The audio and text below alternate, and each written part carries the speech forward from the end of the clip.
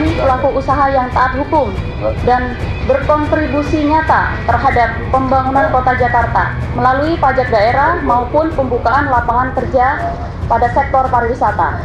Apakah karena pemasukan yang banyak lalu pelanggaran dibiarkan?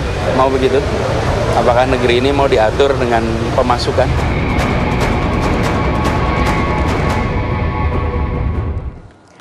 Anies buktikan janji, hajar Alexis. Satu kalimat atau satu kata, Mas Habib. Syukur alhamdulillah. Mas Syarif?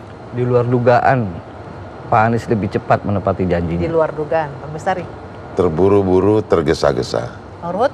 Emang enak jadi gubernur. Oke, itu pendapatnya yang mengenai penolakan surat izin usaha untuk Hotel Alexis dan juga Geria Pijat Alexis. Nanti kami akan berbincang lebih lanjut karena memang keputusan gubernur yang belum genap sebulan menjabat ini menuai banyak reaksi dari masyarakat. Di satu sisi banyak yang menilai keputusan Anies Baswedan menolak izin Geria Pijat dan juga Hotel Alexis ini hal yang luar biasa, hal yang bagus.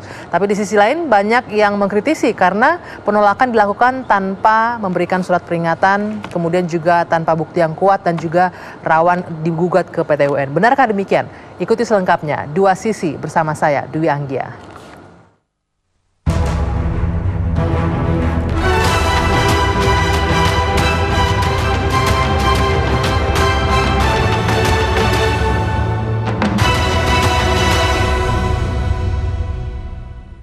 Sebelumnya saya ingin memperkenalkan 4 orang yang sudah hadir bersama saya di studio malam hari ini. Ada Mas Habibur Rahman di ujung sana. Assalamualaikum. Waalaikumsalam warahmatullahi wabarakatuh. Selamat malam, salam sejahtera. Ya, praktisi hukum dan juga ketua pembina Advokat Cinta Tanah Air ya.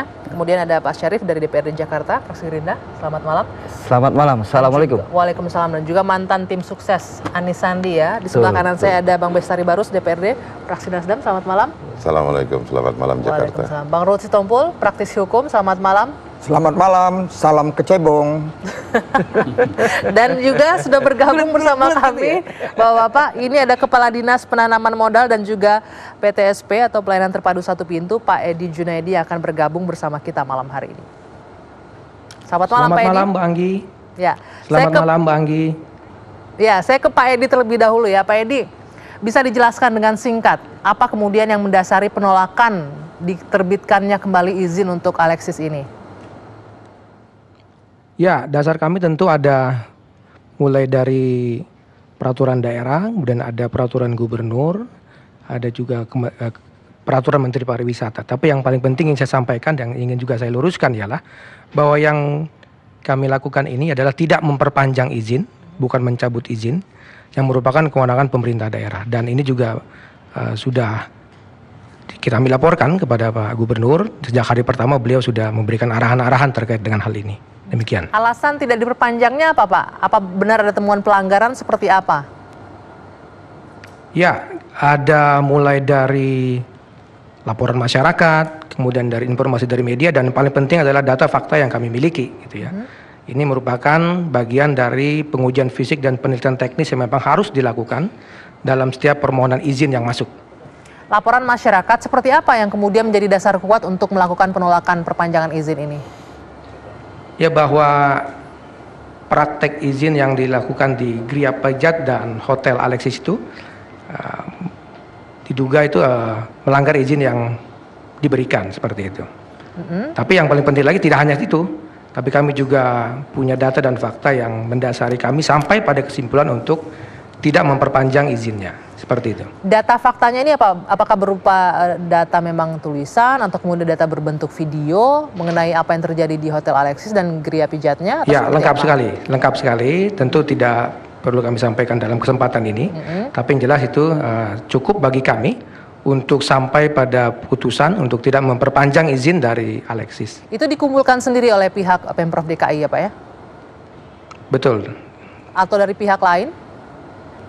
Atau hasil penelusuran sendiri? Dari Pemprov DKI dan juga saya sampaikan tadi sejak awal ada laporan masyarakat, ada informasi media, dan juga data fakta yang berasal dari internal Pemprov sendiri. Jadi penolakan izin ini sebenarnya prosedurnya seperti apa Pak? Apakah setelah punya data dan fakta langsung ditolak saja surat pengajuan izinnya, atau mungkin harus ada peringatan, surat peringatan terlebih dahulu sebelum akhirnya ditolak izinnya?